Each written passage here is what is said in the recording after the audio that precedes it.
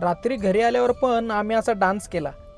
सकाळी उठून देवबाप्पाचा हार घेऊन आलो आणि देवपूजा केली.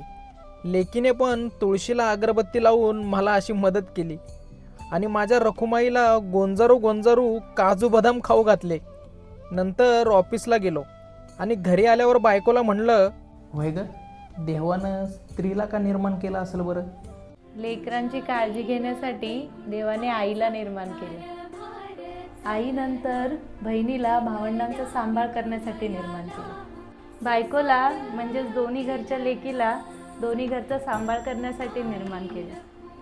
आणि याच मुलांची मुलं झाल्यावर त्यांना सांभाळण्यासाठी आजीला निर्माण केलं.